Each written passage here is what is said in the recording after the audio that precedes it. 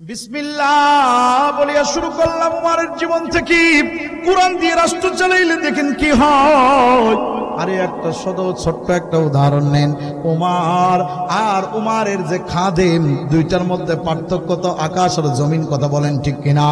আরে খাদেম তো সে খেদমত করবে, কিন্তু উমার রাদিয়াল্লাহু তাআলার সাথে খাদেম যাচ্ছে ইয়ামানে, উমার রাদিয়াল্লাহু তাআলা খাদেমকে নিয়ে যাইতেছে। খাদেম 5 কিলোমিটার হেঁটে উমারের ঘোড়া টেনে টেনে নিয়ে যাইতেছে। উমার এবার 5 কিলোমিটার হেঁটে এবার খাদেমকে টেনে নিয়ে যায়। একবার উমার নিচেই, একবার খাদেম উপরে, একবার খাদেম নিচেই, একবার উমার উপরে, এইভাবে পালাক্রমে যাইতে যাইতে যাইতে যাইতে যাইতে যাইতে এ দুনিয়ার মুসলমান, একবার এই যে মাহফিলে ঢুকলাম, এই জায়গাটা উমারের পড়ে গেছে। ইয়ামানের মধ্যে যখন ঢুকছে সীমান্তে, তখন উমার নিচে আর খাদেম উপরে।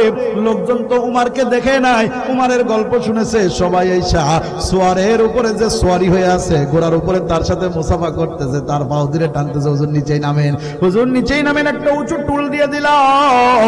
হযরত উমার মিসকি হাইচা বলে, আরে ইসলাম কত সৌন্দর্য। হযরত উমারের দিকে তাকাইয়া, আরে উসমান, হযরত উমারের দিকে তাকাইয়া গোলাম ডাক দিয়ে বলে, আরে আমি উমার না, উমার তো লাগামওয়ালা, উমার তো লাগামওয়ালা। লোকেরা তো থক হয়ে গেছে, চুপ হয়ে গেছে। এটা কি করে হয়? উমার তো থাকার কথা ছিল উপরে, তুমি কেন উপরে? রাগ করতেছে। উমার বলে, না না না, রাগ করিও না, উনিও মানুষ আমিও মানুষ, ও শুধু কষ্ট করবে আর আমি উপরে থাকবো, এটা ইসলাম চাই না। আর ইসলাম বলে আমিও মানুষ, উমারের খাদেমও মানুষ। দাও খোদা দাও এমন একটি দেশ আমাকে দাও, যেথা বঞ্চিতরা থাকবে না কেউ, শুনবে কথা সাগরের ঢেউ, বঞ্চিতরা থাকবে না কেউ, শুনবে কথা সাগরের ঢেউ, এমন একটি দেশ আমাকে দাও, দাও খোদা দাও এমন একটি দেশ আমাকে দাও, যেথা বাদশা চরে উটের পিঠে, গোলাম চলে পায়ে হেঁটে, আবার বাদশা চলে পায়ে হেঁটে, গোলাম চরে উটের পিঠে, এমন একটি দেশ আমাকে দাও,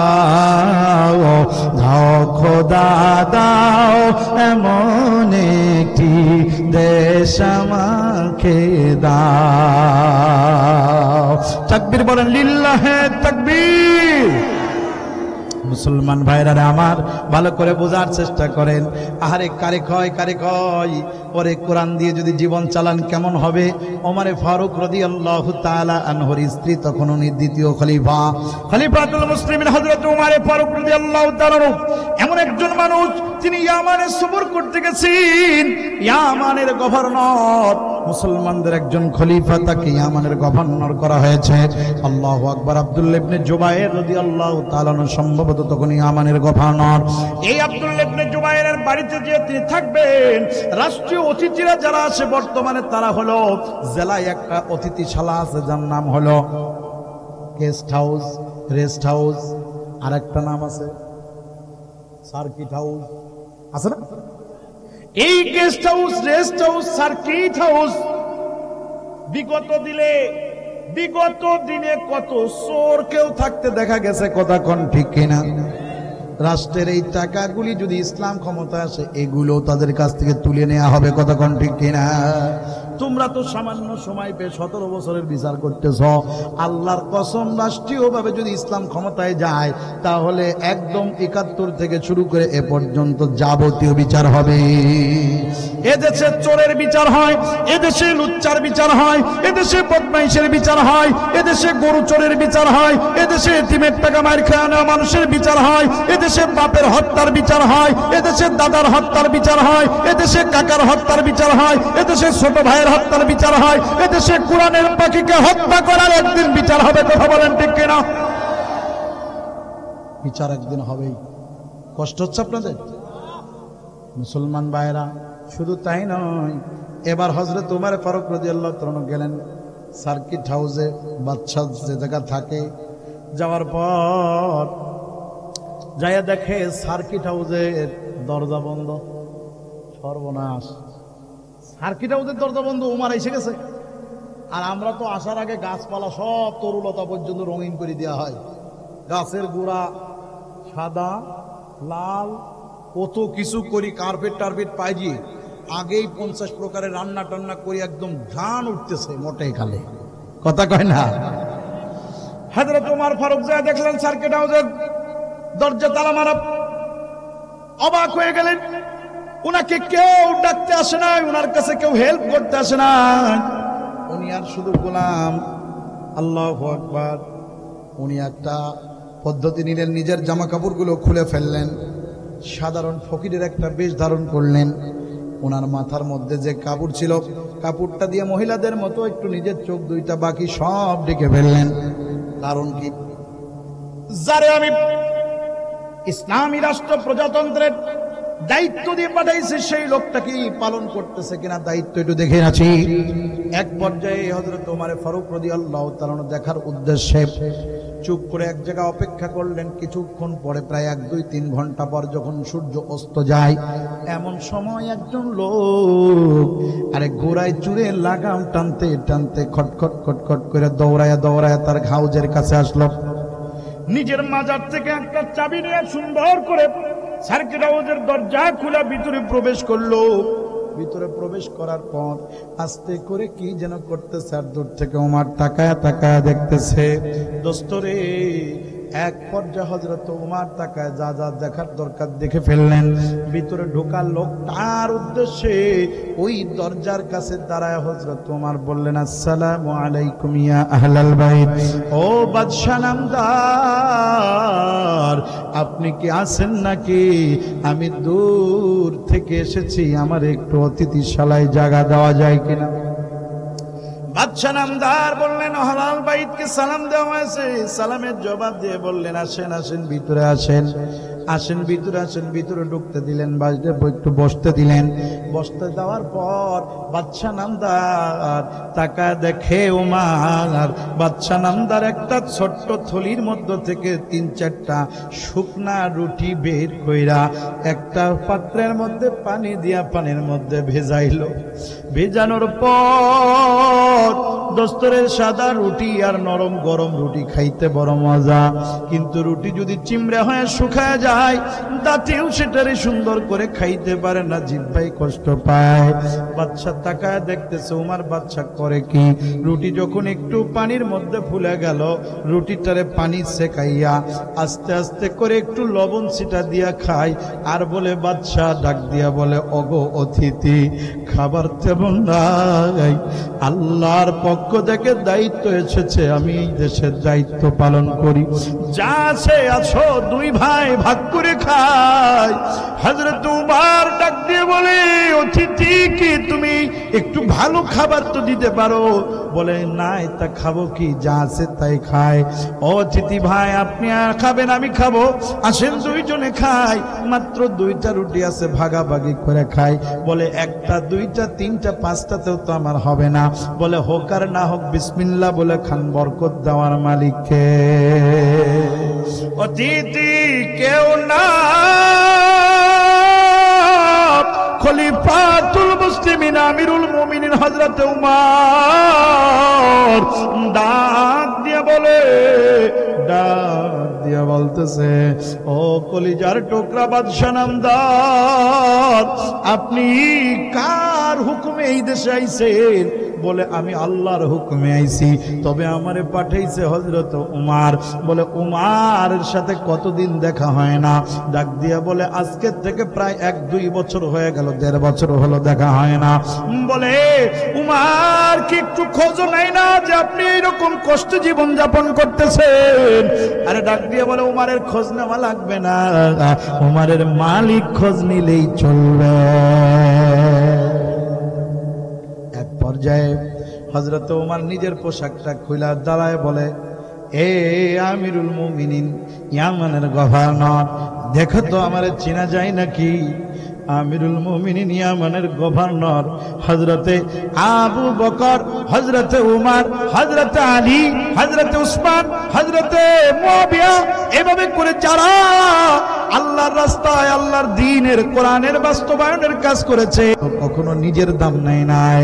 আমিরুল মুমিনিন তাকায় দেখে আরাক আমিরুল মুমিনিনের দিকে, আপনার চেহারাটা এমন কেমন করে হইল? বলে আমি আপনারে পরীক্ষা করার জন্য এই ঘরে তালা মারা ছিল, জানতে চাই কোথায় গেছিলেন, কি অবস্থা। বলে আপনি আমার দায়িত্ব দিয়েছেন ইসলামী প্রজাতন্ত্রের ঘরে ঘরে গিয়ে পৌঁছে দেওয়া। একটা কুকুর যদি না খেয়ে থাকে, কিয়ামতের দরবারে আল্লাহর কাছে আমার বিচার হবে। ইসলামের কোরআন যদি আপনি বাস্তবায়ন করেন, আল্লাহর কসম, প্রত্যেক বিধবার কাছে খাদ্য পৌঁছে যাবে, প্রত্যেক এতিমের কাছে খাদ্য পৌঁছে যাবে, প্রত্যেক লোকের কাছে খাদ্য পৌঁছে যাবে। কেউ খাবে কেউ খাবে না, তা হবে না, তা হবে না। কথা বলেন ঠিক কিনা? সকল ধনীর কাছ থেকে রাষ্ট্র আদায় করবে যাকাত। ইসলাম যাকাত ভিত্তিক সমাজ গড়ে তুলবে। সুবহানাল্লাহ বলেন। একটা মানুষ না খেয়ে থাকবে না। বিশ্বাস করেন, এই গ্রামের 10 জন লোক কর দেয় না সরকারের, অথচ যাকাত ব্যবস্থা আজকে চালু করে, কালকে আমি হাকিমপুরকেও যাকাত দেওয়া লাগবে। কতক্ষণ ঠিক কিনা? এত টাকা কামাই করতেছো, মাহফিল থেকে যাকাত দিবা না? আন্দাজে কথা, কয়টা মাহফিল করছো, কোন কোন মাহফিল করছো, নাম্বার সহ দাও। কমিটির কাছ থেকে জিজ্ঞাসা করবো হুজুর কত পাইছে, রাস্তায় যাতায়াত কত, গাড়িতে খরচ হয়েছে, আপনার ফ্যামিলি চলতে কত খরচ হয়েছে, সব খরচ করে 1 বছর পর কয় টাকা আপনার বায়ে ডানি দাঁড়াইছে, এর যাকাত দিয়ে কতক্ষণ ঠিক কিনা? শুধু নিয়ে যাবা, ঢাকায় 25 তলা বাড়ি করবা, এত সহজ নাকি? কথা কয় না রে ভাই, এত সহজ? যাকাত ভিত্তিক রাষ্ট্র হলে আমিও জবাবদিহিতার আওতায়, যাকাত ভিত্তিক রাষ্ট্র নাই, আমারও জবাব নাই। কথা কোন ঠিক কিনা? কোরআন ভিত্তিক রাষ্ট্র গড়ার দরকার আছে না নাই? এই কথা বললে অনেকেই আজকাল বুঝতেছি না, কথা বললে পরে মানে যশ পাচ্ছি না। অনেকেই ভাবতেছে হুজুর কোনে যাচ্ছে, কোন লাইনে নেছে, কি যেন বলতে যাচ্ছে। আল্লাহর কসম, খালি ঘটনা বলার নাম ওয়াজ মাহফিল না। কোরআনে হাজার হাজার দিক রয়েছে যেগুলো মহাসত্য। আল্লাহ নিজে বলছে এটা আলোচনা করবা, এটা আলোচনা করবা। ওইগুলো যদি আপনারা আলোচনা না করেন আর না শোনেন, আল্লাহর কসম আমার জিহ্বা আগে কাটবে, তারপর আপনাদের কানের উপরে চাটি মারবে আল্লাহ। বলবে যে হুজুরিদ্দে কেন বলিসনি, বলাস নাই, আর তোরা কেন শুনিসনি? শুধু তেল মারা 2-4টে ঘটনা কবেন, লোকেরা ওরে বাবা হাকিমপুরে আজকে ফাটাই দিয়ে গেছে মনে গেল। এর নাম কি ওয়াজ নাকি? কথা কন না। তাহলে আল্লাহ তাআলা বলছেন ইয়া আইয়ুহাল্লাযীনা আমানুত্তাকুল্লাহ, হে ঈমানদাররা নিশ্চয় আল্লাহকে ভয় করো। হাক্কা তুকাতিহি, ভয়টা করবেন কতক্ষণ? 1 ঘন্টা। মাহফিল শুনবেন 1 ঘন্টা, ভয় করবেন 1 ঘন্টা, এরপরে যা খুশি তাই করবেন, তাই নাকি? ভয় করব কতক্ষণ? হাক্কা তুকাতিহি, যতক্ষণ পর্যন্ত না হক প্রতিষ্ঠা হয়। হক প্রতিষ্ঠা কখন হবে? যখন আমাদের চোখ বন্ধ হয়ে যাবে, অর্থাৎ মহাসত্য হলো মৃত্যু। কথা বলেন ঠিক কিনা? যতক্ষণ না মৃত্যু হয় ততক্ষণ আমাদেরকে আল্লাহকে ভয় করতে থাকবে। আল্লাহকে ভয় করার অর্থ হলো কোনো অজনে ফাঁকি দেওয়া যাবে না। আল্লাহকে ভয় করার অর্থ হলো পিতা পুত্র 2 জনের মাঝে পুত্র ঝিটকি মেরে কথা বলা যাবে না। মার সাথে মেয়ে কখনোই খারাপ আচরণ করা যাবে না। বৌমার সাথে কখনোই শাশুড়ি খারাপ ব্যবহার করবেন না, আর শাশুড়ির সাথেও বৌমা ঝিটকি মেরে কথা বলা যাবে না। এই হক প্রতিষ্ঠা করা মানে আল্লাহকে ভয় করার অর্থ হলো ঘরে দরজা দিয়েও গুনাহ করা যাবে না, দরজা খুলেও করা যাবে না, মোবাইল ফোনও করা যাবে না, আরে একা থাকলেও করা যাবে না, মানুষের মধ্যে থাকলেও করা যাবে না। হক প্রতিষ্ঠা করা আর আল্লাহকে ভয় করার অর্থ হলো আজান দিছে নামাজ পড়তে হবে, নামাজ বাদ দেওয়া যাবে না। হক প্রতিষ্ঠা করা আর আল্লাহকে ভয় করার অর্থ হলো সামনে রমজান, একটা রোজাও তুমি পুরুষ মানুষ কামাই দিবা না। ডাক দিয়া বলে, হে দোস্ত আসল নামাজ পড়ি, কয় আমার কাপড় ঠিক নাই। আরে কাপড় তো ঠিক থাকে না মহিলা মানুষের, তোমার কেন ঠিক থাকলো না? তুমি কি মেয়ে মানুষ হয়ে গেছো? না না না, ওর ঝরতেই থাকে, পোশাক করে কুলুপ ব্যবহার করে না। তুমি আল্লাহকে ভয় করো না, কথা বলেন ঠিক না বেঠি? আল্লাহকে যদি ভয় করতে, তুমি যে অবস্থায় আছো ওই অবস্থায় নামাজ পড়তে। আত্তাকুল্লাহ, আল্লাহকে যদি তুমি ভয় করতে, তাহলে রমজান মাসে কেন রোজা রাখো না? ডাক দিয়ে বলে, আরে তোমার তো কাপড় নষ্ট বলে নামাজের উসলাত দিলা না, কাপড়ের উসলাত দিয়ে নামাজ পড়ো নাই, তাহলে রমজান মাসে রোজা রাখো নাই কেন? আল্লাহর কসম, গ্যাসের রোগীর রোজা রাখলে গ্যাস ভালো হয়। আল্লাহর কসম, রোগীর রোজা রাখলে রোগ ভালো হয়। আল্লাহর কসম, যাদেরকে সমস্যা আছে সমস্যা ভালো হয়। আল্লাহর কসম, যাদের ডায়াবেটিস আছে রোজার মাসে তারা সবাই বলছে ডায়াবেটিসটা ভালো থাকে। হক প্রতিষ্ঠা করলে এই যে রাস্তাঘাটে হেঁটে বেড়াচ্ছে, দোকানপাটের মধ্যে খায়া বেড়াচ্ছে, ওরা কখনোই আল্লাহর ভয় করলে কোরআনের আলোচনার সামনে কোন রকম ওই রকম বেড়ানো, ওই রকম ঘুরে বেড়ানোর কোনো সুযোগ নাই। কথা বলেন ঠিক না বেঠিক? আল্লাহকে যদি ভয় করা যায়, কোনো একটা সত্য কথা গোপন করে তেল মারা কথা বলার সুযোগ নাই। কথা কয় না, কথা কয় না। আল্লাহরে যদি ভয় করা যায়, আল্লাহকে ভয় করো। আর ওয়ালা তামুতুন্না, আল্লাহ বলছে মরো না, মরো না, মরো না। তাহলে মরবো না মানে অবশ্যই তো মৃত্যু হবে। তুমি কেন আল্লাহ বলতেছো মরো না? আল্লাহ বলছে হা হা মরো মরো মরো। এটা কেমন কথা? ওই যে স্যার ছাত্রদের বলছে সাবধান তোরা কাল ক্লাসে আসবি না। হ্যাঁ আসবি, পড়া করি আসবি, কথা কন ঠিক কিনা? আর যেটা আসবি না তার পিঠে সালা বেঁধে আসবি, কথা কন ঠিক কিনা? আল্লাহ ওই রকম কথাই বলছে, মরা তো লাগবে, কিন্তু মরিস নেরে বান্দা, ইমানদার না হয়ে, মুসলমান না হয়া। কথা বলেন ঠিক কিনা? মুসলমান কতটুকু হতে হবে ভালো করে বোঝেন। মুসলমান হতে হবে, একটা লোক হঠাৎ করে মশাই কামড়ায় তার সমস্ত শরীর ফুলে ফেললো। ওই লোক কি করলো? মশাই কামড় খেয়ে পরের দিন ওই চার দোকানে বসে লোকেরা বলতো তোমার মুখের মধ্যে মশার কামড়ির দাগ। বলে দোস্ত রে, এখন তো শীতকাল যাবে যাবে ভাব, মশা প্রচুর আমার বাড়ি কামড়াইতেছে, পাটের জাগ দেয় অনেক সময়, দেখেন না মশায় মশা। দোস্ত তাহলে একটা কাজ করো, সেটা হলো মশারি কিনে মশারি পেতে ঘুমাও। দোস্ত কি করেছে? কোনোদিন মশারির মধ্যে ঘুমায় না, এই যে পাও পর্যন্ত নাভি পর্যন্ত মশারির মধ্যে দেশে, আর অর্ধেক বাইর করে রাখছে। অনেকে আছে দেখেন না, বোরকা পড়লি নাকি তাদের ভাব ছুটিয়ে যায়, কয় যে নিঃশ্বাস পাচ্ছি না, ওরে বাবা অক্সিজেনের অভাব আছে না এরকম আল্লাহর ওলি? অনেকে আছে মশারির মধ্যে যায় মানে অক্সিজেনের অভাব হয়ে যায়, এরকম ভাবে অনেকে। না না না, যেই লোকটা অর্ধেক মশারির মধ্যে দিল অর্ধেক বাইরে দিল, এই লোকটা অর্ধেক ঢুকছে না পুরা ঢুকছে? জরে কম। পরের দিন লোকেরা বলে দোস্ত আরো নতুন নতুন কামড় দেখতেছি, কারণ কি? বলে দোস্ত মশারি কাটপা নিয়ে আসছি, পাচ্ছি, শুইছি, কিন্তু দোস্ত অর্ধেক ঢুকেছিলাম আর অর্ধেক বাইরে ছিল। ও সর্বনাশ, এরকম করলে হবে না, পুরাটাই তোমারে ঢুকতে হবে মশারির মধ্যে। লোকটা পরের দিন ঢুকলো, ঢুইকা কি করছে? নিজের এক হাত মশারির বাইরে রাখছে আর নিজে ভিতরে ঢুকছে, এই হাতটা পুরাই কামড়াইছে। লোকেরা জিজ্ঞাসা করে দোস্ত তাও হবে না, এক আঙ্গুলও বাইরে রাখা যাবে না, একটা চুলও বাইরে রাখা যাবে না, এমনকি মশারি যে জায়গা গুজবা তার থেকেও ভিতরে একটু বাইরে দাঁড়াবা, যেন একটা হাতও সুইটা মশারির ওই জায়গা না যায়। আর যদি মশারির সাথে লেগে থাকে তাহলে ওরা ওই দিক দিয়ে ড্রিল মেশিন দিয়ে ভিডিও করবে। কথা কয় না রে? এ মুসলমান, ইমান ও ইসলামের ভিতরে এমন ভাবে ঢুকতে হবে যেন 1 ইঞ্চি ফাঁকা না থাকে। কথা বলেন ঠিক কিনা? 1 ইঞ্চি বাইরে থাকলে হবে না। আল্লাহর কসম, কিয়ামতের দিন অনেকের হাতের ফিঙ্গারটা ইসলামের বাইরে সিল মারেছে, এটা দেখা যাবে। কথা কন ঠিক কিনা? কথা কয় না? এটা করে বলে এর বিপক্ষে গেল না।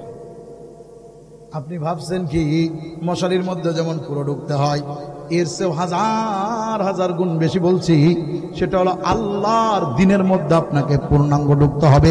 দিলের দিক থেকে ঢুকতে হবে, ইমানের দিক থেকে ঢুকতে হবে, কোরআনের দিক থেকে ঢুকতে হবে, চোখের দিক থেকে ঢুকতে হবে, অঙ্গ প্রত্যঙ্গের দিক থেকে ঢুকতে হবে।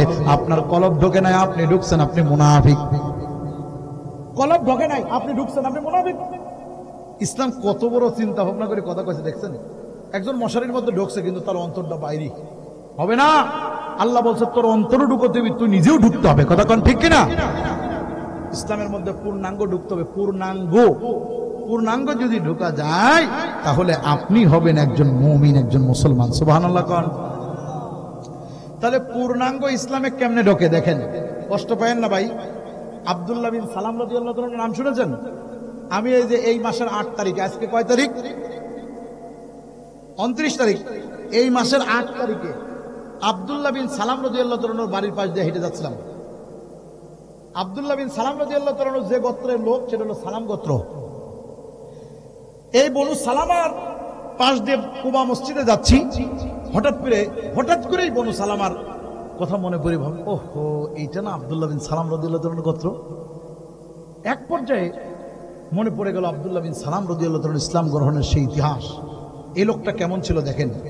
তাওরাত, জবুর, ইনজিল, পূর্বের আরো অনেক ধর্মগ্রন্থ সহ তিব্বে ইলম, স্বর্ণ তৈরি করার এলেম জানতো। সুবহানাল্লাহ বলেন। এবং অসুস্থ রোগীকে সুস্থ করার এলেম জানতো।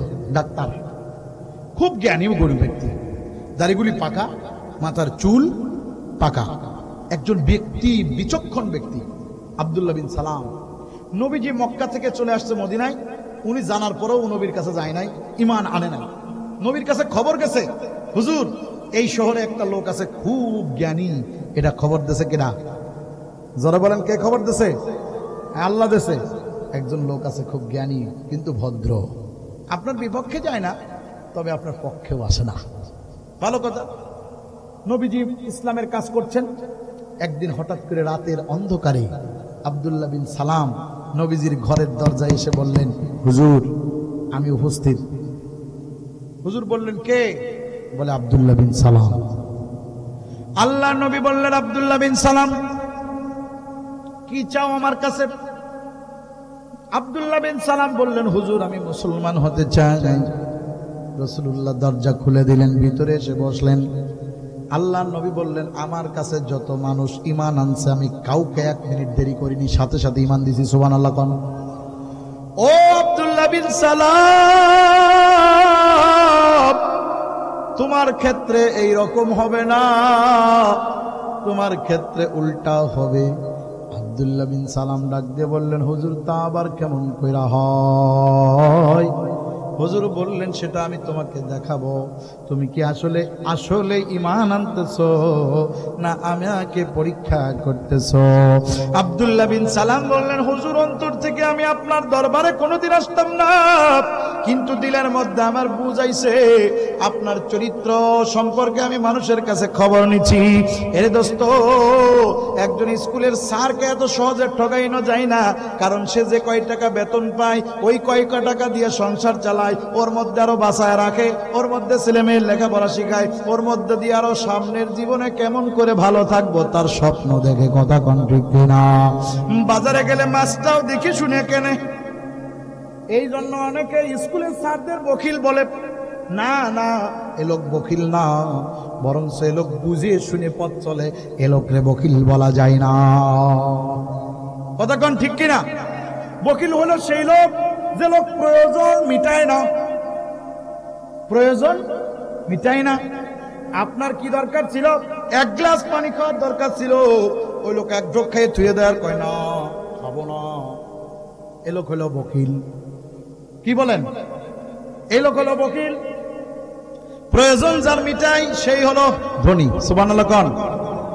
এই জন্য যারে তারে বকিল বলা যাবে না। এক পর্যায়ে আব্দুল্লাহ বিন সালাম বলতেছে, হুজুর আপনার চরিত্র সম্পর্কে মানুষের কাছে শুনছি, আপনার কথা শুনছি, সব শুইনা শেষে আমি ধারণা করছি আপনি মুহাম্মদুর রাসূলুল্লাহ। তাওরাত জবুর ইনজিল সেই কথাই কয়, অতএব আর কোনো সন্দেহ নাই, আপনি আমারে ঈমান দিয়ে দেন।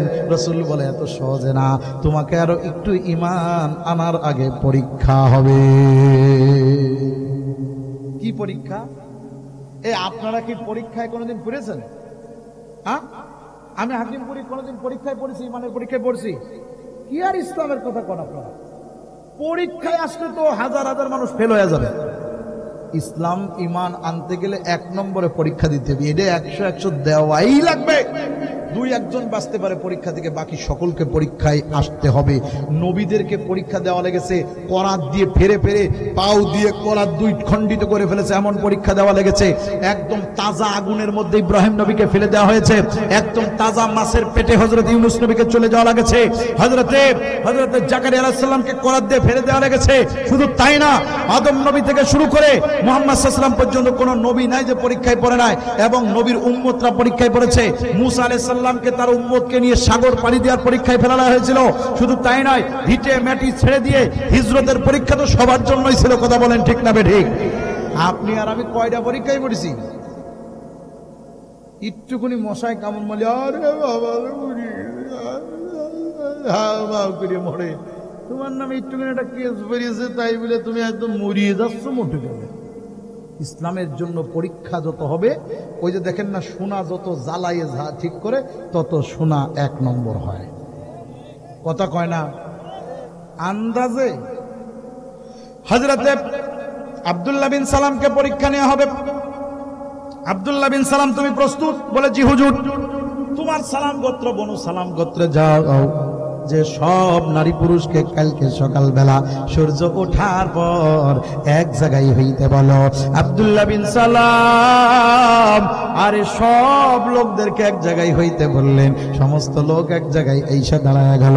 আব্দুল্লাহ বিন সালাম রাদিয়াল্লাহু তাআলা আনহু এক পর্যায়ে বিশ্ব নবী মুহাম্মদুর রাসূলুল্লাহ তার সাথে করে নিয়া একটা উঁচু জায়গায় দাঁড়ায় গেলেন। সব লোক জনাইছে, হাজার হাজার নারী পুরুষ, ছোট বড়, যুবক যুবতী, বৃদ্ধ বৃদ্ধা সব হাজির। আব্দুল্লাহ বিন সালামকে দেখায় রাসূলুল্লাহ বললেন, এই লোকটা কেমন লোক? গোত্রের সব লোক হাত তুলে বলল, এ লোক ভালো লোক, ভালো লোক, ভালো ব্যক্তি। আমরা মানুষ মরার পর চোর কেউ বলি কেমন লোক, যাতে বলে ভালো লোক। কথা কোন ঠিক কিনা? সমাজের মানুষের টাকা মেরে খাইছে যে, তারেও বলি কেমন লোক। আপনারা কোন ভালো লোক, কোন ভালো লোক, ওই রকম নাকি? অন্তর থেকে বলবে এটা কেমন লোক, পরে বলান লাগে না। যদি আল্লাহ বলছেন, নবী বলেছেন, 3 জন মুমিন সাক্ষী দেয় না লোকটা ভালো ছিল, তাহলে ওই লোকটা আল্লাহর কাছে মুক্তি পাওয়া যায়। এত সহজ? কষ্ট হচ্ছে নাকি আপনার? এক পর্যায়ে আব্দুল্লাহ বিন সালাম রাদিয়াল্লাহু তাআলা তাকে সবাই ভালো বলল। শুধু তাই না, আল্লাহ নবী বলছেন, আবার বলছি তোমাদের কাছে সে কেমন লোক বর্ণনা দাও। লোকেরা শুরু করলো, জ্ঞানীর পুত্র জ্ঞানী, বিচক্ষণের পুত্র বিচক্ষণ, সম্মানীর পুত্র সম্মানী। কথাগুলি বুঝবেন, যা যা বলছে। ওনার পিতা জ্ঞানী, ওনার দাদা জ্ঞানী, উনিও জ্ঞানী। ওনার পিতা সম্মানী, দাদা সম্মানী, উনিও সম্মানী। বিচক্ষণ ওনার দাদা, ওনার পিতা, ওনার পূর্বপুরুষ, উনিও বিচক্ষণ। ওনার মতো ভালো মানুষ, সভ্য মানুষ আর আমাদের নজরে কেউ না। আর নবীর সামনে বলতেছে, নবীর প্রশংসা করে নাই, কিন্তু ওনার প্রশংসা করছে ওনার গোত্রের মানুষ। বলতেছে, আব্দুল্লাহ বিন সালামকে আমরা এত ভালোবাসি, আব্দুল্লাহ বিন সালাম যদি আমাদের বলে এখানে দাঁড়ায় থাকতে, আমরা রাতের পর রাত যাবে, দিনের পর দিন যাবে, রাত আসবে দিন যাবে, দিন আসবে রাত যাবে, এইভাবে করে আসবে আর আসবে, তবু আমরা দাঁড়ায় থাকবো যতক্ষণ না আমাদেরকে এখান থেকে যাইতে বলবে। আমরা তার এত মানামানি, আমরা এখানেই দাঁড়ায় থাকবো। আব্দুল্লাহ বিন সালাম খুব খুশি হইলেন, কারণ তার গোত্রের লোকেরা নবীর সামনে তার প্রশংসা করলো। আল্লাহ নবী একদম সাথে সাথে দাঁড়ায় বললেন, তাহলে এবার বলো, এই লোকটা যদি পরে লা ইলাহা ইল্লাল্লাহ, এই লোকটা যদি পরে লা ইলাহা ইল্লাল্লাহ, তাহলে কেমন লোক? সাথে সাথে যারা সুনাম করলো, এখনই তারা উল্টে যায় বলল, ওর মুখে থুতু মারবো, ওর মতো খারাপ লোক নাই, ওর মতো নিকৃষ্ট লোক নাই, ওর মতো অজ্ঞ লোক নাই, ওর মতো মূর্খ লোক নাই, এই লোকে এই সমাজে কোনো জায়গা নাই, ওই লোকটার বাড়ি ঘর সব আগুন দিয়ে জ্বালিয়ে দেব। এখনই সবাই চলো। আল্লাহ নবী বললেন, থামো থামো থামো, তোমাদের আগুন দিয়ে জ্বালানো লাগবে না, আগে তার মুখ থেকে শোনো সে ঈমান তো এখনো আনে নাই, ঈমান আনতে চাই কি চাই না। লোকেরা ডাক দিয়ে বলল, তোমার দুইটা কদম ধরি রে আব্দুল্লাহ বিন সালাম, আমাদের এতিম করে দিয়ে তুমি ঈমান আনিও না। আব্দুল্লাহ বিন সালাম ডাক দিয়ে বললেন, অসম্ভব, এই তাওরাতের কসম, এই জবুরের কসম, ইনজিলের কসম, আল্লাহর নবীর উপরে নাজিল হওয়া কোরআনের কসম, আমার জান যে সৃষ্টি করেছে ওই আল্লাহর কসম, আমার রাসূলুল্লাহ দাঁড়াইয়া আমি তাকে বুঝে শুনে একদম কারোর প্ররোচনায় না, কারোর চাপে পড়ে না, স্বেচ্ছায় আমি ঈমান আনতেছি তোমাদেরকে সাক্ষী রাইখা। কারণ আমার কবরে তোমরা কেউ যাবা না, আমার হাসরে তোমাদের কারোর খুঁজে পাওয়া যাবে না, আমার মিজানে দাঁড়িপাল্লায় আমার আমলনামা ওজন দেওয়া হবে, আমাকে ফুলচেরা টাকায় পার হইতে হবে। আমি বুঝে শুনে বলতেছি, তোমরা আমারে ভালোবাসো আর মন্দ বাসো, এতে কোনো দুঃখ নাই। এই সমাজের মানুষ আমাকে কি বললো, আমি আব্দুল্লাহ বিন সালাম দেখবো না, আমি এখনই ঈমান আনবো। আমি তোমাদেরই সাক্ষী রেখে ঈমান আনলাম, পড়ে নিলাম লা ইলাহা ইল্লাল্লাহু মুহাম্মাদুর রাসূলুল্লাহ। চিল্লা বলেন আল্লাহু আকবার। আপনারা কি এই লা ইলাহা ইল্লাল্লাহ কোন জালেম বাদশার সামনে দাঁড়িয়ে বলতে পারবেন? 3 জন 4 জন 5 জন বলছে, ইনশাআল্লাহ একজন বলছে, আর বাকি জন কেডা কেডা পারবেন দেখে হাত তোলেন তো। ভাই কথা আর কাজ কিন্তু একসাথে বলতে হবে, একসাথে হবে, পারবেন? এই জায়গা যেমন বলছেন একদম জোরে জোরে বলেন ইনশাআল্লাহ। পারবেন? পারবেন? অনেকেই হাত তুলতেছে না ভয়তে, যদি জালেম বাদশা এসে আমার সামনে, এই জালেম বেটা কিনা, সামান্য সাওয়াল পালের ঠেলার চোটে বাঁচতে পারল না, জালেমের গোষ্ঠী মারি, হাত নামান। জালেমে কবে আসবেনি সেদিন হাত তুলব না, সেই ভয়তে হাত তুলতেছে না। এত সুন্দর ঘটনা শোনালাম আব্দুল্লাহ বিন সালাম, পুরা সমাজের লোক একদিক সে একদিক, পুরা সমাজের লোক একদিক সে একদিক, পুরা দেশের লোক একদিক সে একদিক, এক জামানার শেষ জামানার প্রথম ভাগে অবাক করা সেই দৃশ্য, একদিকে এক মর্দ মুমিন আর অন্যদিকে সারা বিশ্ব। কথা বলেন ঠিক কিনা? এটা আমার সব আলাদা হয়ে যাক, আমি ঈমানের কথা মসজিদে বলবো, মন্দিরে বলবো, ঈদগাহে বলবো, আমি ঈমানের কথা এই মাহফিলে বলবো, আমি ঈমানের কথা রাস্তায় বলবো, আমি ঈমানের কথা বাজারে বলবো, আমি ঈমানের কথা সংসদে বলবো, আমি ঈমানের কথা ইউনিয়ন পরিষদে বলবো, আমি ঈমানের কথা জেলা পরিষদে বলবো, উপজেলা পরিষদে বলবো, আমি ঈমানের কথা আমার ঘরে বলবো, আমার প্রত্যেকটা কামরায় কামরায় বলবো, আমি ঈমানের কথা আল্লাহর জমিনের প্রতিটা পরতে পরতে পরতে পরতে বলবোই বলবো। কে আমাকে ভালোবাসতো আর বাসতো না ওসব দেখার সুযোগ নাই, আমি আল্লাহকে ভালোবাসি, অতএব আমার ঈমানের কথা লা ইলাহা ইল্লাল্লাহ আমি বলবোই বলবো। অতএব আমার সামনে যদি ফাঁসির মঞ্চ করা হয় আর আমার দড়ি যদি ঝুলানো হয়, তবু ঈমানকে ছাড়বো না, আমি ঈমানের কথা বলবোই বলবো ইনশাআল্লাহ। কারা কারা বলবেন লিল্লাহে তাকবীর, নারায়ে তাকবীর। বিশ্বের মুসলিম এক হও, দিল ইসলাম, আমার নেতা তোমার নেতা, নারায়ে তাকবীর। ঈমানের কথা বলতে পারবেন তো ইনশাআল্লাহ? বলবেন তো? যদি আমেরিকার কোনো একটা অঙ্গরাজ্যে যান যেখানে কেউ ইসলামের কথা কয় না, সে জায়গায় যে আপনি লা ইলাহা ইল্লাল্লাহ পারবেন তো? বলেন। কাবা শরীফে যায়ও কি পড়বেন? বলেন না। এরা কি আজকের মুসল্লিরা অনেক অ্যানএক্টিভ, একদম অ্যাক্টিভ না, মানে আমার কথা বুঝতে পারছে না।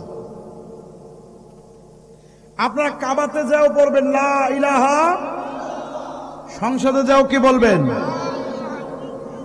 পৃথিবীর শ্রেষ্ঠতম শব্দের নাম কি জানেন তো? লা ইলাহা। এই কালিমার উপরে পৃথিবীতে কিছুই নাই। পৃথিবী একদিকে ওজন করলে যতটুকু ওজন, আর এই কালিমাটা তার চেয়ে বেশি ওজন। সুবহানাল্লাহ কোন? এটা সবচেয়ে শ্রেষ্ঠ ওজন। মরার সময় আপনি পড়লেন সুবহান, আপনার ইমান দিয়ে মরেনি। আল্লাহ, ইমান নিয়ে মরেননি।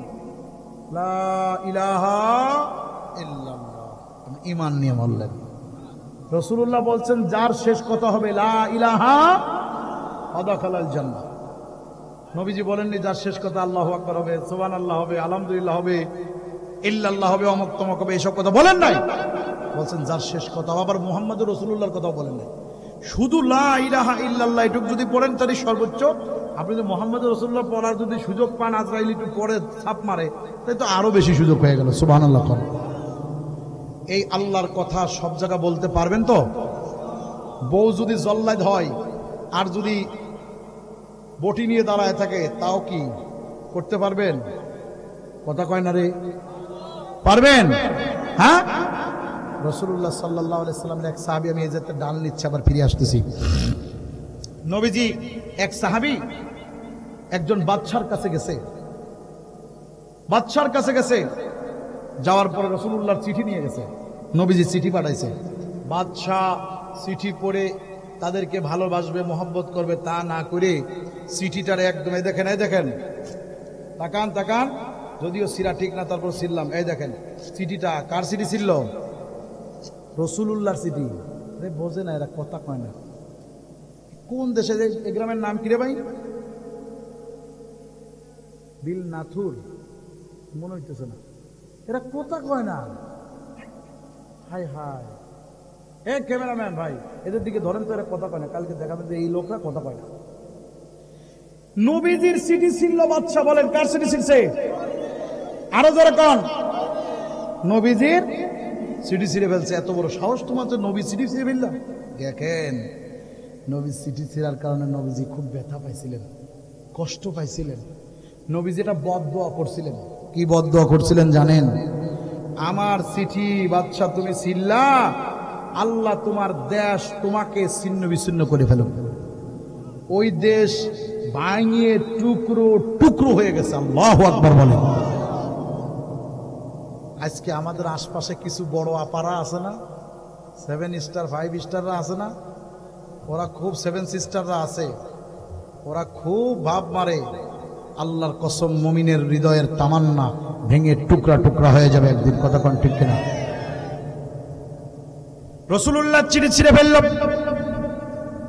আল্লাহ নবীর কাছে খবর আসলো, হুজুর ওরা ইসলাম তো আনেই নাই, ঈমান গ্রহণ করেই নাই, বরঞ্চ আপনার চিঠি ছিঁড়ে টুকরা করে ফেলছে। আল্লাহ নবী ডাক দিয়ে বললেন, ও আল্লাহ, তুমি আমার সাহাবীদেরকে হেফাজত করো, আর আমার কলিজার টুকরা সাহাবীদের সাথে যে ঈমানের চিঠি পাঠাইছিলাম, এই চিঠি যে ছিল তার ব্যবস্থা তুমি গ্রহণ করবা। আল্লাহু আকবার। বুখারী শরীফের মধ্যে হাদিসটা আসছে সহিহ সনদে। বিশ্ব নবীর দোয়া কবুল হয়ে গেল। সাহাবীরা ঈমান নিয়ে গেছে। এই সাহাবীদেরকে বাদশা আটকায়া ফেলছে, জেলের মধ্যে রাখছে। জেলের মধ্যে রাখার পরও কোনো কিছু করতে পারে না। এক পর্যায়ে সাহাবীদের বলছে, তোমাদেরকে বাঁচায় দেব, তোমরা আমাকে মানো, আমাকে রব বলে ঘোষণা করো। সাহাবীরা বলছে, যদি মেরে ফেলা দাও তাও তোমারে রব বলবো না। এ কঠিন বাদশা বলছে, রব কারে মানবা? বলে আল্লাহকে। কারে কারে কারে কারে? আরো জোরে বলেন। হ্যাঁ হইতেছে, আওয়াজ দেন। রব মানবো কাকে? আঙ্গুলটা উঁচু করে দেখেন না, এই যে সাক্ষ্য। মান রব্বুকা? রব্বি আল্লাহ। বলেন মান রব্বুকা। আরো জোরে বলেন, মান রব্বুকা। ওমা দীনুকা? ইসলাম। ওমা দীনুকা? ওমান নবিয়ুকা? নবীকে এ কথা স্বীকার করেন? হাত তোলেন, হাত নামান।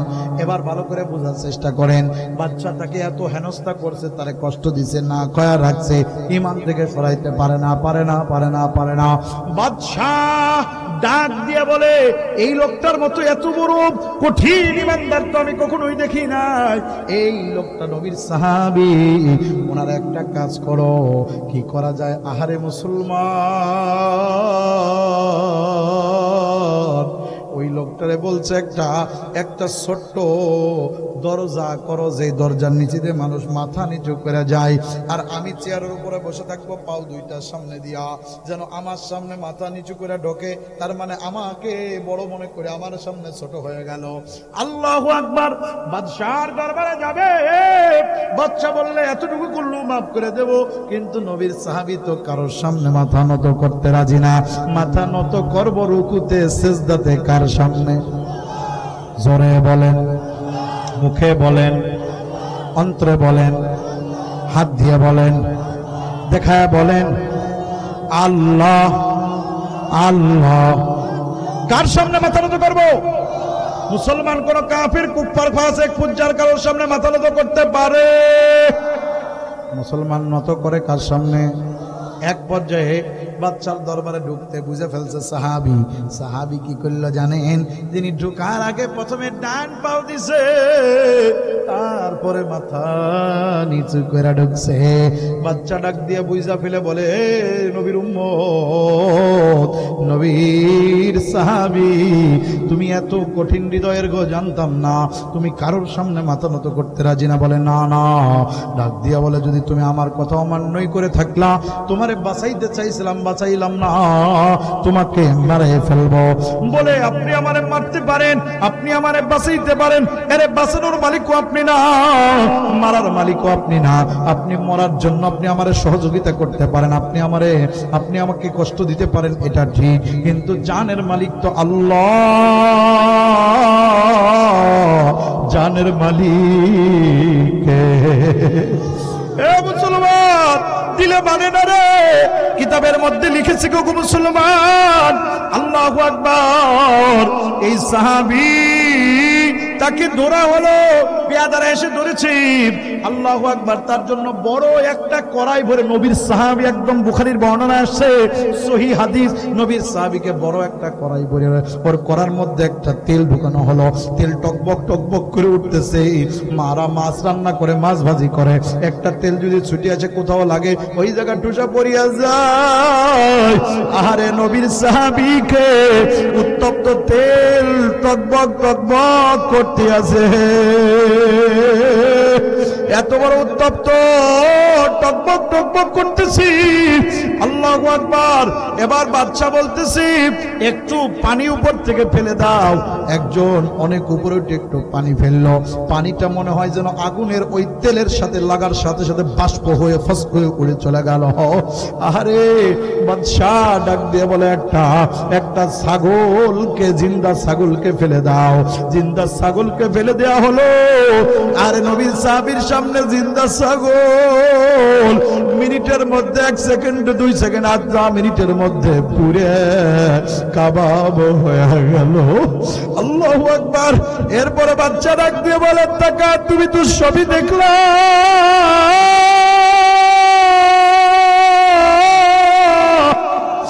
এরপরেও কি তুমি ঈমান ছাড়বা না? আমার সামনে মাথা নত করবা না?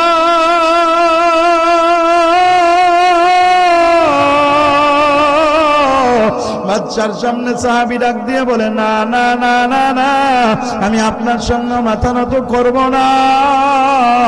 আল্লাহ আল্লাহ আল্লাহু আকবার, নারে তাকবীর, নারে তাকবীর। বাদশা, আপনার সামনে আমি মাথা নত করব না।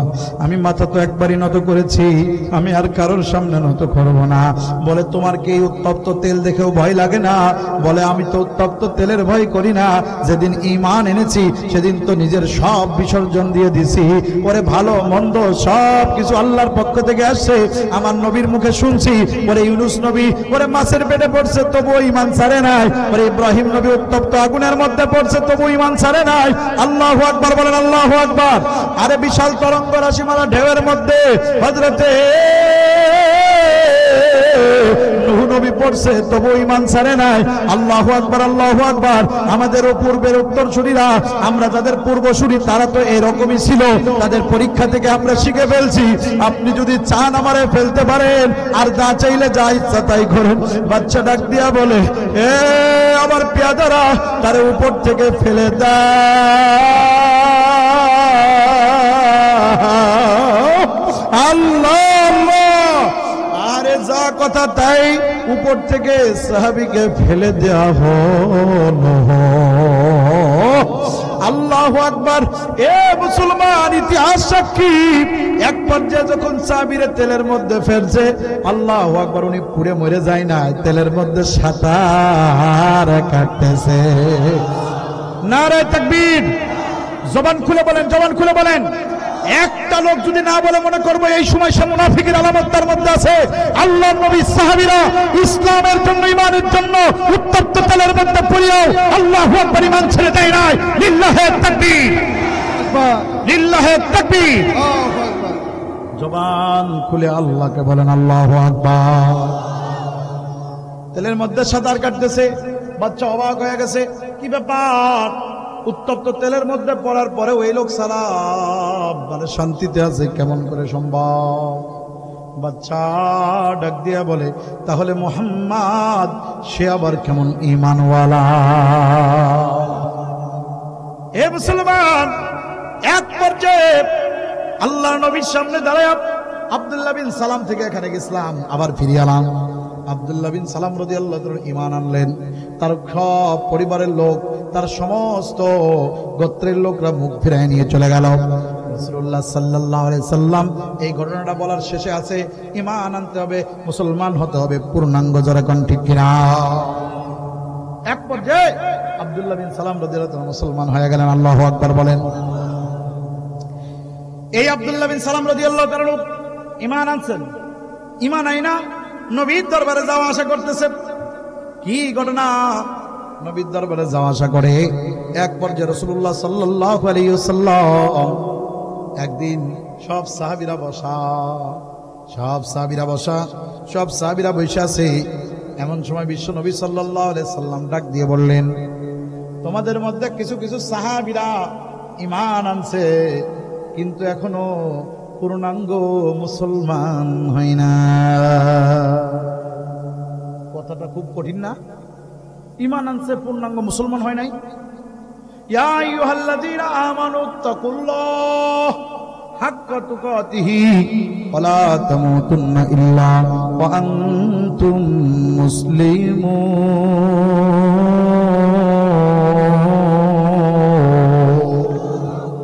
বিশ্বাস করেন, ওই সাহাবারা নামাজ কি ফেল করতো? এটা এই জায়গার লোক বললো, এদিকের লোক কয় না। কারণ কি রে ভাই, আমি কোন মাহফিলে আছি? এই মাইক আলারা, জোটর বন্ধ করে দে, মাইক বন্ধ করে দে, ওয়াজ বন্ধ, কথা কয় না এরা। আরে ভাই, নামাজ বাদ দিলে পারে ও কি মুসলমান থাকে নাকি? নিজের বিপক্ষে হলেও বলতে হবে, কথা কোন ঠিক কিনা? চুরি করছেন এক গুনাহ, অস্বীকার করতেছেন আর এক গুনাহ। চুরি করার পর স্বীকার করেন, ভাই চুরি করে ফেলছি, তাহলে তো আপনি অস্বীকার করার গুনাহ থেকে বাঁচলেন, কথা কন না গায়ে?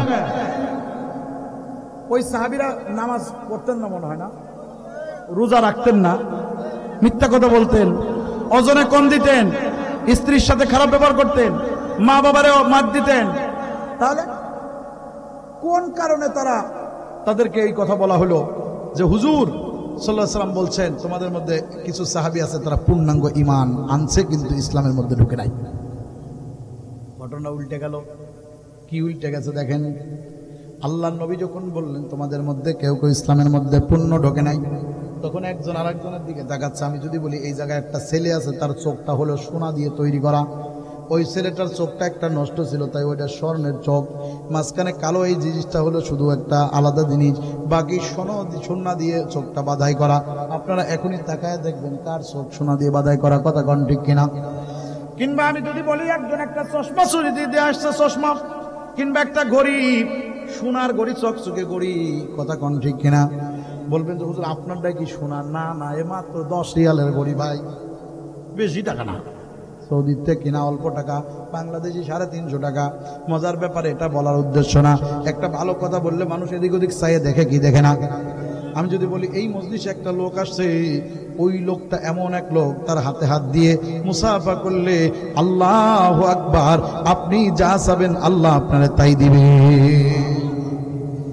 মজার ব্যাপার, নবী যখন বললেন এই মজলিসে কিছু লোক আছে পূর্ণাঙ্গ ঈমান আনলেও পূর্ণ মুসলমান হয় না, এক যে সাহাবীরা একদিকে ওদিকে তাকানি করতেছেন, কেউ কারোর দিকে তাকাচ্ছেন, কে রে ভাই এরকম ঈমান আনছে মুসলমান হয় নাই।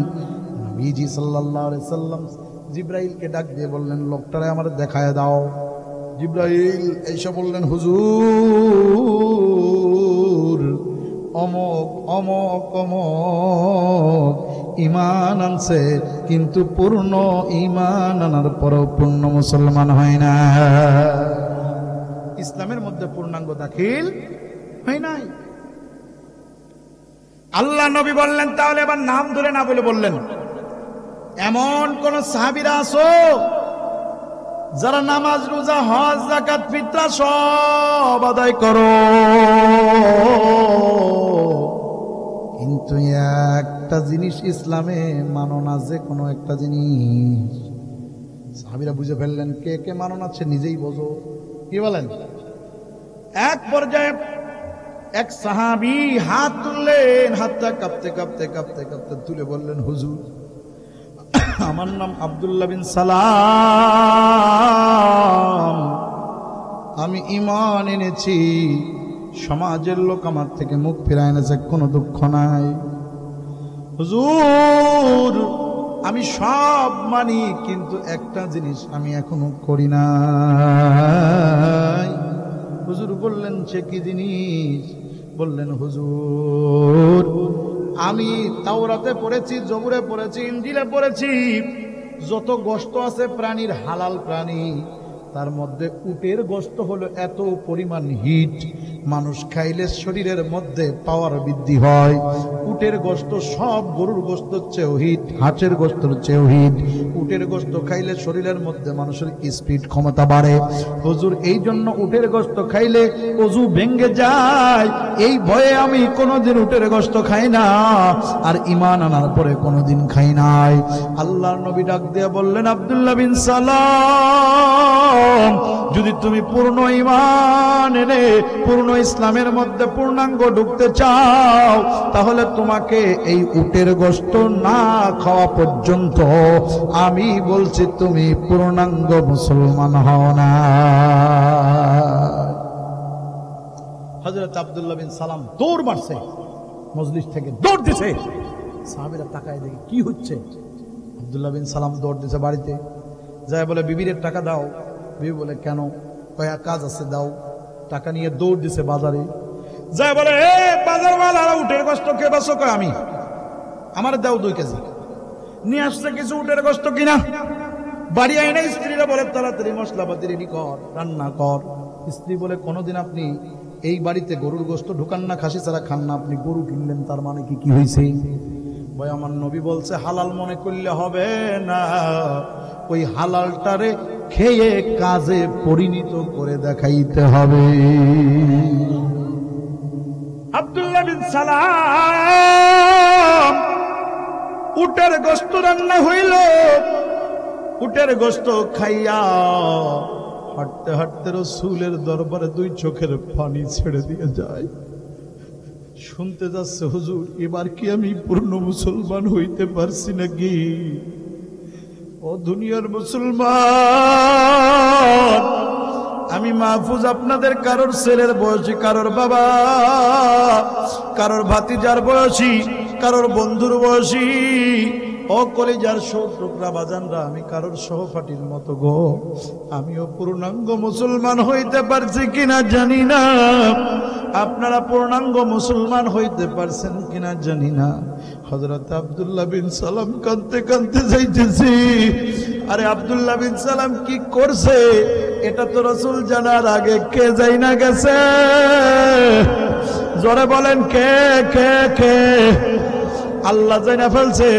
আল্লাহু আকবার। রাসূলের কাছে খবর এসে গেছে, হুজুর আপনার সাহাবীদের মধ্যে যাদের ঈমানে খতরা ছিল, ইসলামের মধ্যে মুসলমান হয়ে ঢুকতে এখনো বাকি ছিল অল্প 1 ইঞ্চি, ওনারা পূর্ণাঙ্গ ঢুকে গেছে। ফিসিলমি কাফা। জোরে বলেন আল্লাহু আকবার। আল্লাহু আকবার। তারা ইসলামের মধ্যে পূর্ণাঙ্গ ঢুকছে। নবীজির দরবারে এসে ওই কোনায় জড়ো হয়ে বসে আছে, কাঁদতেছে।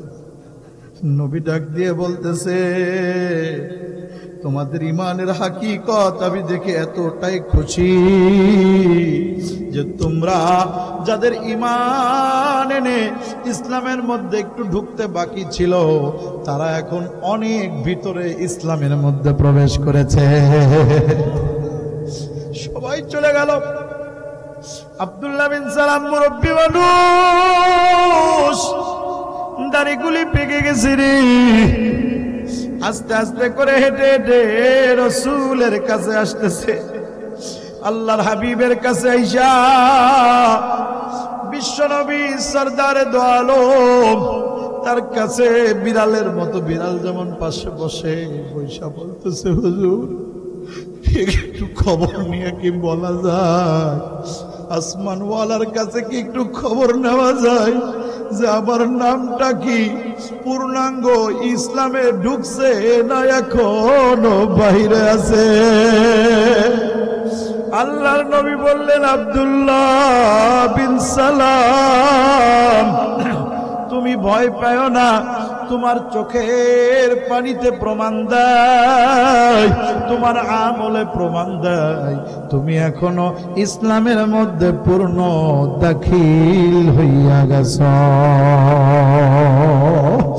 এ বিল্লাতুল এলাকার মা,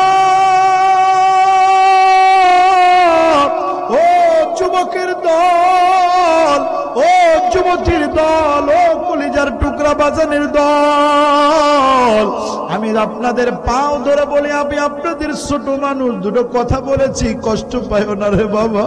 এ বাজানের দল, আল্লাহর কসম, আপনি শুধু তাবলীগ করবেন, জিহাদ করবেন না, আপনি ইসলামের মধ্যে পূর্ণ যান নাই।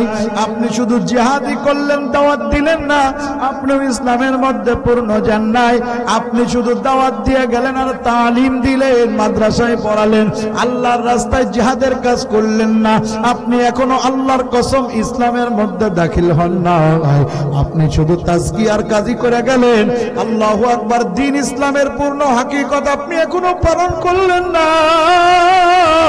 আমিও যদি ওইটার মধ্যেই থাকি, আমিও ইসলামের মধ্যে পূর্ণ দাখিল হই নাই।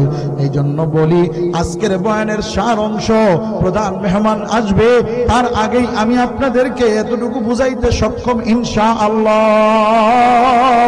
ইসলামের মধ্যে পূর্ণ দাখিল না হয়ে কবরে যাওয়া নিষেধ। কথা বলেন ঠিক কিনা? জোরে বলেন ঠিক কিনা? ইসলামের মধ্যে পূর্ণ দাখিল না হয়ে কবরে যাওয়া কি আল্লাহ নিষেধ করেন নাই? করেন নাই? কোরআনের আয়াত, এটা কি সহি গায়রে সহি বলা লাগবে? হাসান মৌজু মাতলু বলা লাগবে? এর মধ্যে গায়রে সহি, সহির কথা চিন্তা করলে তার ঈমান চলে গেছে আগেই। এটার কোনো সহি গায়রে সহি নাই, এটা কোরআনের আয়াত, কোনো টেনশন করা যাবে না, লা রাইবা ফি, কোনো ভয় পাওয়া যাবে না।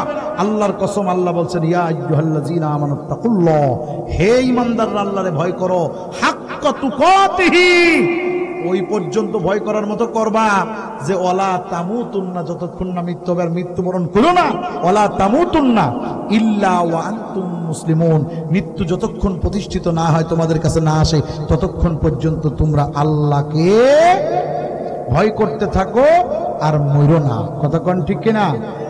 মরতে নিষেধ করছেন, এখন বুঝছেন যদি মরতে যেহেতু নিষেধই করছেন, আমি ভয়ও করব না, মরবও না, তাই নাকি? বলেন তাই নাকি? এরকম হবে? আপনি ভয় করেন আর না করেন, মৃত্যু আপনার দ্বারে দাঁড়ায় রয়েছে। জোরে কয় না? আরো জোরে বলেন না।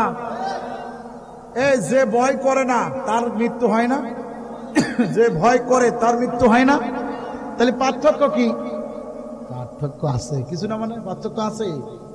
যে ভয় করে তারও পার্থক্য আছে, যে করে না তার পার্থক্য আছে।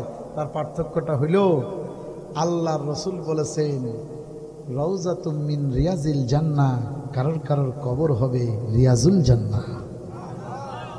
জোরে কয় না? কারোর কারোর কবর হবে জান্নাত, আর কারোর কারোর কবরের ভিতরে জুলমতের কুড়োল। মনে করেন বুঝেন নাই মনে হয়। কারোর কারোর কবর হবে জান্নাতের ফুলের বাগিচা, কারোর কারোর কবর হবে ৯৯টা বড় বড় সাপ এসে কবরের মধ্যে অপেক্ষায় থাকবে। ইসলামী আন্দোলনে বাধা দিসলি, আয় তোর আজকে কোপানো হবে। কথা কোন ঠিক না বেঠিক? আন্দাজে না বাজান। একটা বর্ণনায় আসছে, কবরের মধ্যে একজন নেককার লোক ঢুকছে, ঢোকার পরে একজন লোক এসে একটা তসবির দানা নিয়ে এসে বলতেছে, না হাইটে যাইতেছে, ওই কবরওয়ালা বলতেছে, দোস্ত তোমার হাতের তসবির দানা তো খুবই মজার, খুব সুন্দর, খুব সোনার মতো চিকচিক করছে, দেখি। যখনই হাতের মধ্যে দিবে, আল্লাহু আকবার, তসবির দানাটা ছিঁড়ে পড়ে যাবে, কবরের মধ্যে ছিটিয়ে যাবে। তখন ওই লোকটা বলবে, যার তসবি, হায় হায় কি করলা তুমি, আমার তসবিটাকে ছিঁড়ে ফেললা, আমার হাতে থাকাকালীন তো তসবি ছেড়ে নাই, তোমার হাতে গেল আর তসবিটা ছিঁড়ে গেল। কবরওয়ালা তখন বলবে, দোস্ত লজ্জা দিও না, আমি তোমার তসবিটা গেঁথে দিতেছি। বলবে, তুমি একা গাঁথতে পারো না, আসো দুইজন মিলেই গাঁথি। গাঁথতে গাঁথতে যেদিন শেষ গিরাটা মারবে, আল্লাহু আকবার, সেদিন সিংগাই ফু দিয়ে ফেলবে, আল্লাহু আকবার। তখন দোস্ত দোস্তরে বলবে, আরে সিংগায় ফু দিয়ে দিল, এতদিন তো শুনছি কবরে লক্ষ লক্ষ বছর থাকতে হবে। বলে, দোস্ত তসবির দানা গাঁথতে গাঁথতে তোমার লক্ষ বছর কেটে গেছে, তুমি টেরই পাও না, আওয়াজটাও বেরোয় না। সুবহানাল্লাহ, কোন দেশে আইছে? আর একজন বলবে, আল্লাহ আমার 1 মিনিটও যাচ্ছে না। কথা কন না কেন? যার মাথা ব্যথাচ্ছে, যার দাঁত ব্যথাচ্ছে, ওরে 1 মিনিট কয়দিনের মতো। দোস্তরে যুবক রে, ও যুবক, ফিরে আসো ইসলামের দিকে। কথা বলেন ঠিক কিনা? এখানে যারা আছেন আমার বাজানরা, এক দাড়ি পাকা লোক বাদে সবাই আমরা যুবকের খাতায়। কথা বলেন ঠিক কিনা? এই যুবকদের ইসলামের কাজে লাগবে। কথা বলেন ঠিক কিনা? প্রতিদিন মসজিদের ওই খাটলা তোমার আমার নাম ধরে ধরে ডাকে, প্রতিদিন গোরস্থানের ওই তোমার আমার কবরস্থান নাম ধরে ধরে ডাকে। আমি বাদান মিথ্যা কথা বলছি না, সহিহ হাদিসে আসছে, কবর যার যেখানে হবে সে নাম ধরে ধরে ডাকে। একবার দুইবার না, কোন কোন হাদিসে আসছে 20-এর অধিক, কোন জায়গায় 25, কোন জায়গায় 27 বার নাম ধরে ডাকে। ও বাজান, আমার নাম ধরে ডাকে, আপনার নাম ধরে ডাকে, যতই কবরকে ভুলে থাকার চেষ্টা করো লাভ হবে না। এখনই সময় এসেছে ইসলামী আন্দোলনে নাম লেখাতে হবে। এখনই সময় এসেছে কোরআনের পক্ষে, ইসলামের পক্ষে জীবন দিতে হবে। এখনই সময় এসেছে আল্লাহর রাস্তায় ঝেঁপে পড়তে হবে। এখনই সময় এসেছে কোরআনের জন্য জীবন বিলিয়ে দিতে হবে। ইসলামী রাষ্ট্র কায়েম করতে হবে। কারা কারা রাজি আছেন ইনশাআল্লাহ? 2 হাত তুলে বলেন লিল্লাহি তাকবীর, নারায়ে